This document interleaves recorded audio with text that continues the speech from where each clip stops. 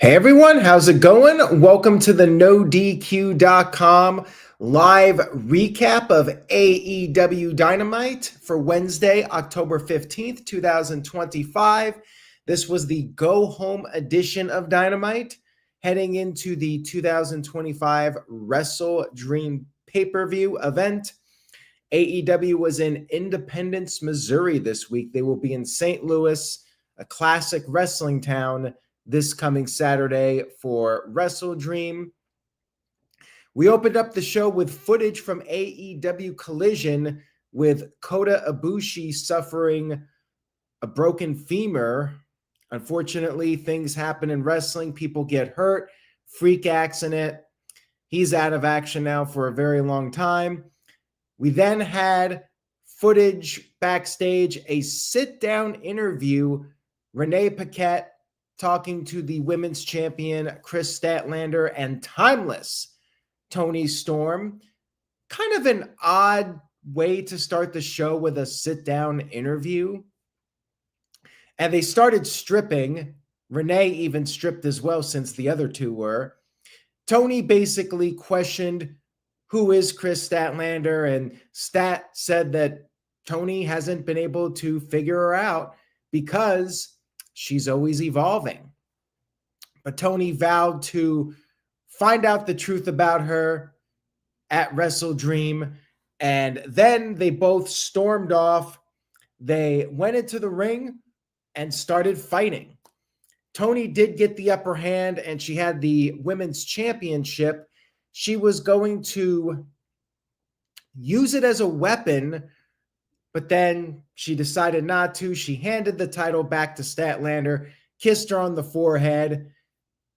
She wanted to make sure Stat was at her best for the pay-per-view. It was fine. It was a weird segment, but I'll give them credit for trying to do something a little bit different and outside the box, but it was odd. It was definitely a strange opening segment to the show, but that's typical Toni Storm. She's very unorthodox. Shout out to Caleb Jacobs, who sent in a $2.90 super chat. Thank you for that, Caleb. I appreciate it. It seems like Caleb really enjoyed Dynamite this week. He says, good final build-up for WrestleDream. Well, I'm not sure I completely agree with you on that, but stay tuned. I will give my thoughts on the overall build for the pay-per-view. We had our first match of the show. We had the Hurt Syndicate versus the Gates of Agony. I have to say, they were peaking early with this show, putting the Hurt Syndicate out there. GOA did get the upper hand. They were double teaming Bobby Lashley. Then Shelton Benjamin tagged in. Ricochet was on the outside. He interfered. He got knocked off the apron. Shelton Benjamin suplexed Bishop Khan, but then Toa Leona came in with the headbutt. Lashley then tagged in, and him and Leona went at it. They double clotheslined each other on the outside. MVP then somehow managed to get his cane in the ring, and the referee was getting rid of it. Ricochet then came in with a cheap shot, taking out Benjamin with the spirit gun, and MVP went after Ricochet, but the damage was done. Bishop Khan got the win. Gates of Agony, the Demand, whatever you want to call them, they scored the victory to build up momentum for WrestleDream. Now, going back to Caleb, he said it was good build-up for WrestleDream. To me, it was very by the numbers. I don't really care about this match all that much because I'm over the Demand, quite frankly. I have no interest in them. AEW, Tony Khan, they're trying to make something happen with GOA, and I'm just not feeling it. It doesn't feel organic with them at all. It's like Tony Khan likes these guys and he really wants to push them, but I'm just not feeling them.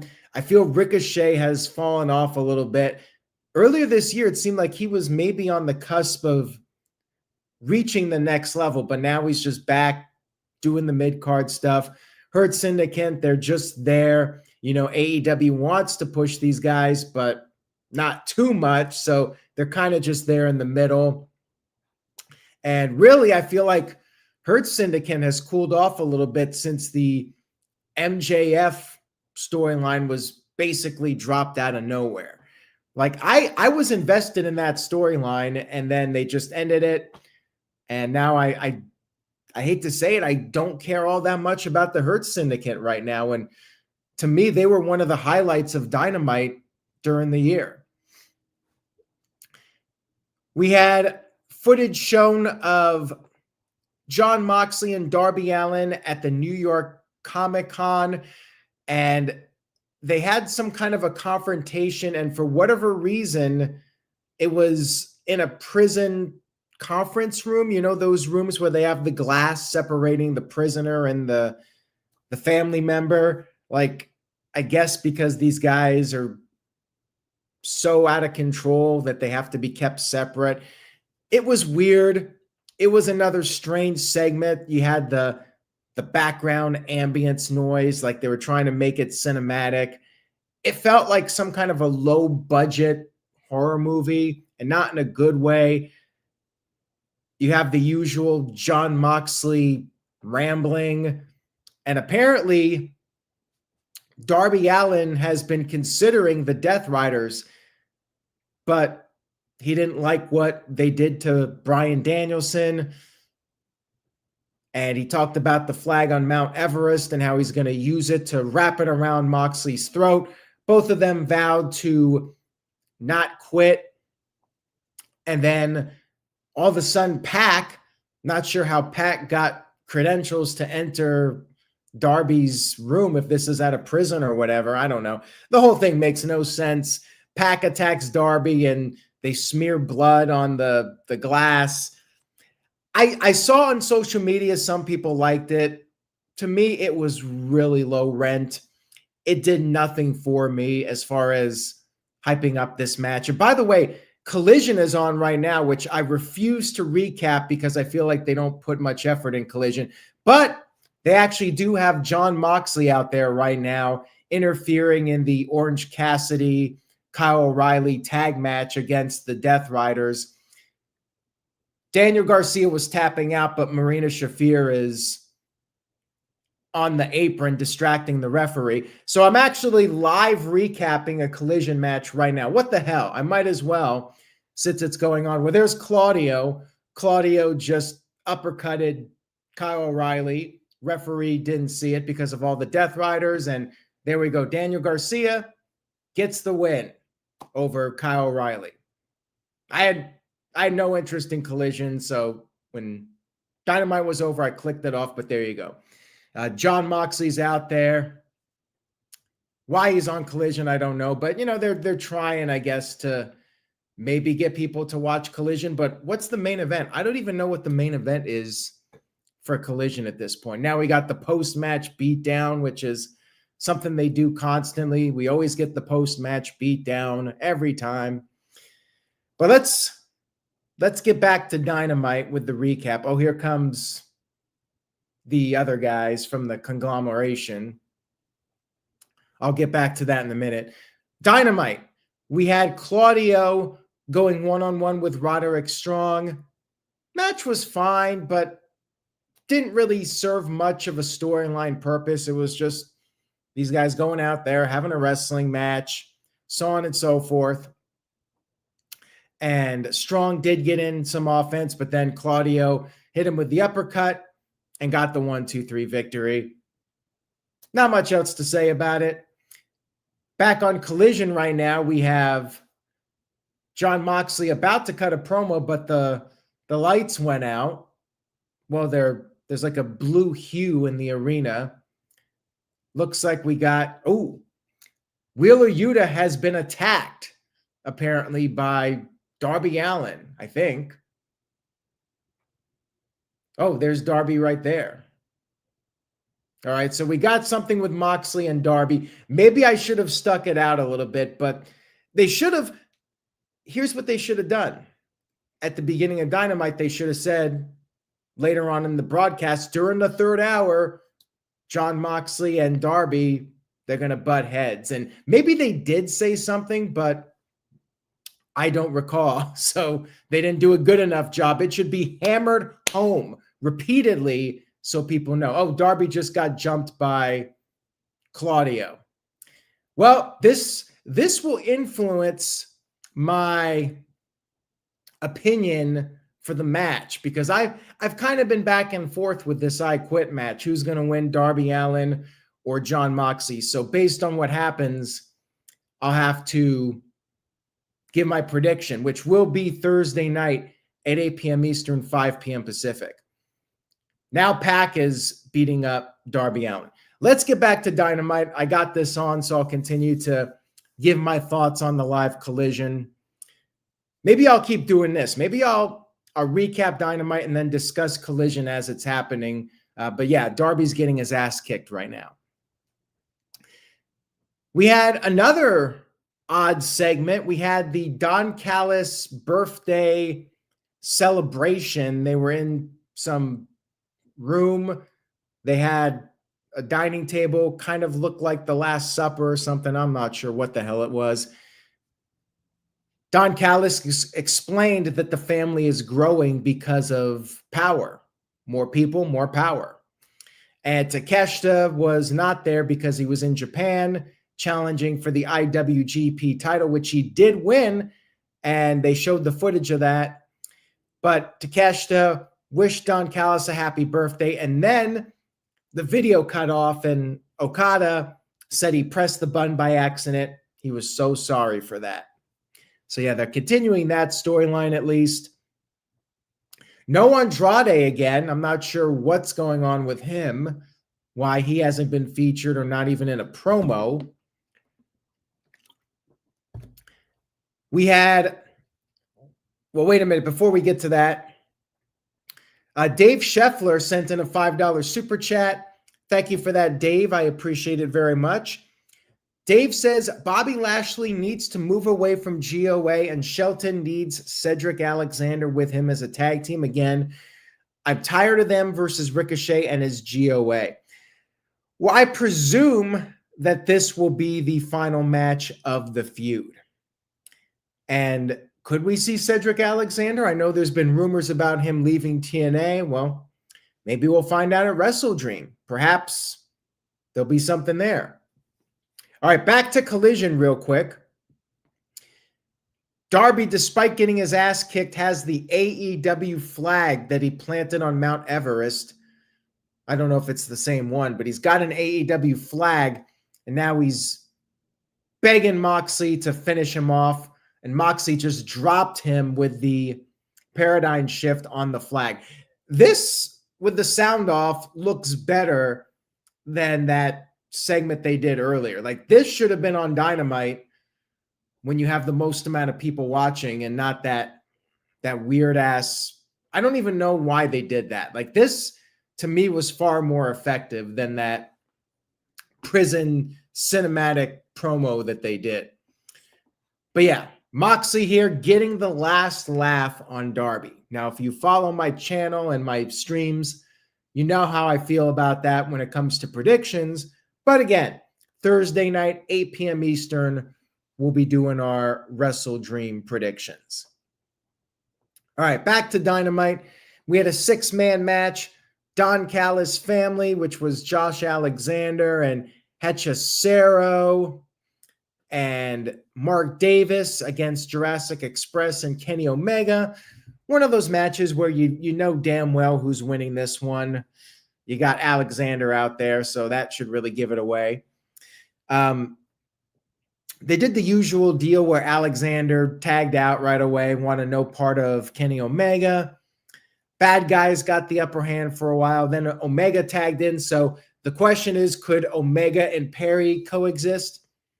The answer was yes. Then Luchasaurus came in. He went at it with Mark Davis. We got the meat chants. Double clothesline. Then Omega back in. Callis got on the apron. Then Josh Alexander took advantage, but then Jack Perry saved Omega. Davis was going for a lariat, and Perry pushed Omega out of the way and took the blow. There you go. Jack Perry is a team player.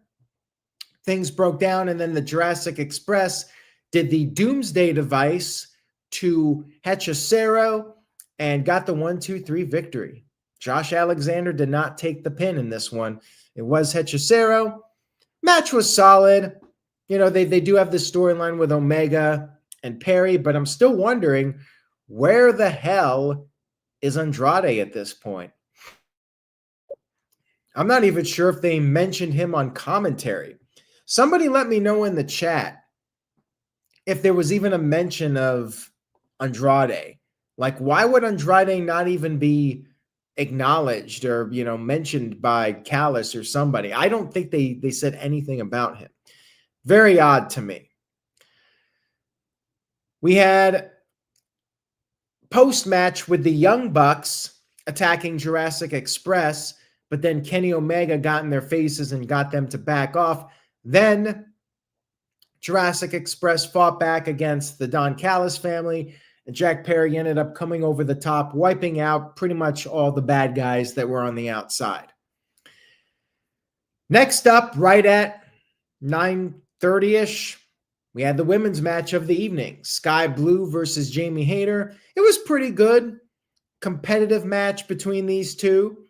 You had Julia Hart out there providing a bit of a distraction, shielding her tag team partner, and Sky Blue did use that to her advantage. Oh, this is interesting. There's a WWE ESPN commercial on TBS right now during Dynamite, or Collision, excuse me. First time I've seen that. By the way, more ice commercials, so Hangman Adam Page cannot be a happy camper right now with that, but we'll move past that right now. Back to the women's match. Jamie Hayter started to make a comeback after the break. More back and forth action with the two of them. And then Hayter eventually got the win with the lariat, hit two of them to pick up the win. And like I said, it was solid. It was a pretty good match here with these two. Then Tekla appeared on the big screen, and she explained why she attacked Jamie Hayter. She said that she did it because Hayter was simply in the wrong place at the wrong time. In other words, they got no real reason for it. They just had to come up with something. Somebody had to attack Jamie Hayter, and they couldn't really think of a good reason for it. That match is taking place at WrestleDream, and I'm not really caring about it that much. It feels like it's not really an interesting enough match to be on the pay-per-view. You know, you got 10 matches plus. This one doesn't need to be on the pay-per-view. Just saying. We had our main event of Dynamite. But before we get to that, we had Mercedes Moné interviewed backstage by Renee Paquette. She has tied Ultimo Dragon's record for holding the most championships at one time, apparently. And now she's going to become the longest reigning TBS champion. I'm sure Matthew in the chat room is absolutely thrilled about this because he loves Mercedes Moné. He sure does. All right, main event. We had Hangman Adam Page on commentary, the world champion, making an appearance for LFI, Rush, the Beast Mordos, and Dralistico, going up against the Opps, which is Samoa Joe and Powerhouse Hobbs and Shibata. How do you say his name? Katsiora or something like that? I'm not even sure. I'm not even going to try to pronounce LFI in its full name. Anyways, they triple teamed Shibata, and then after the break, Hobbs came in, started to build up some momentum. Then Joe tagged in. We had things breaking down. It was a pretty standard trios match on the show. And then Joe got the win. No surprise here. I mean, Joe's the number one contender, so pretty much zero chance of the Opps losing on the go-home show here. Joe beats Jurassic with the Coquina clutch submission. And then post-match, we get the attack. This is common, the post-match attack from LFI. And Roosh spit in the face of Hangman Page. So Page got in the ring, and LFI escaped. Then Joe grabbed Page's world title and confronted Page, got in his face.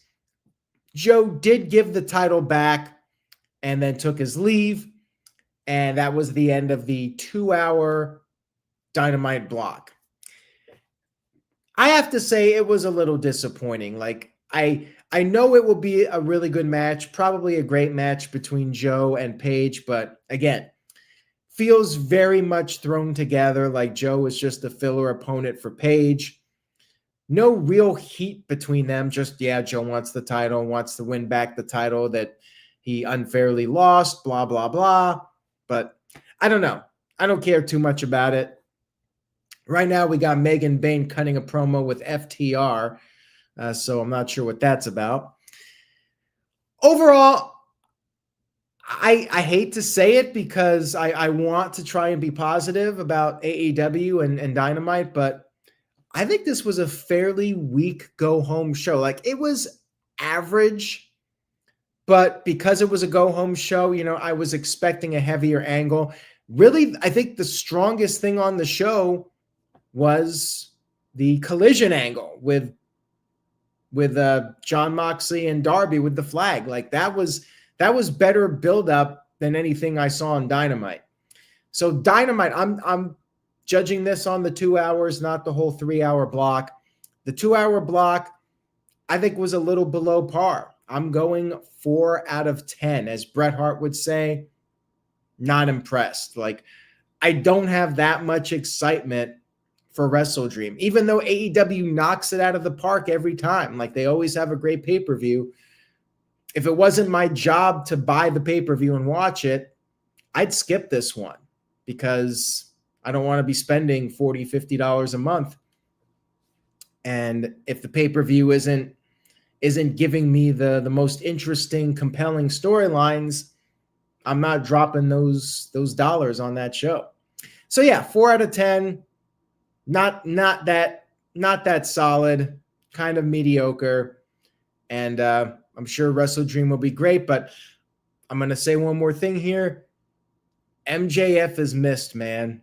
Without him on the show, it's noticeable. MJF has a presence and the entertainment value. He is just at a level above. And you know what? Even Will Ospreay and Swerve Strickland add to the star power of the show. The three of those guys all being gone, it definitely hurts AEW television, in my opinion. They lost 3 of their top stars. I'm sure MJF will be back soon for Full Gear, but it definitely affects the shows when your top stars are not around and not woven into the storylines. I'm just sick to death of the Death Riders. I'm really over it. And they just doubled down on keeping them around with Daniel Garcia. Not interested. And FTR, we're just waiting for Copeland and Christian to come back. Until they're back, I'm kind of indifferent to what they're doing right now. It just seems like they're there. He's cutting some kind of a promo, and the crowd seems unhappy with him. He seems like he's trash talking. I don't know what it is. Don't really care that much. I'm just waiting for Cope and Christian to be back. All right, guys, that's all I got for this stream tonight. Thursday night, 8 p.m. Eastern. We'll have our predictions for WrestleDream. And if anything interesting happens on Collision here, maybe we'll discuss that real quick on the stream. Again, 8 p.m. Eastern, 5 p.m. Pacific, Thursday night. We'll be discussing our WrestleDream predictions. Tune in for that. Say yes to NoDQ.com. And I will see you all next time.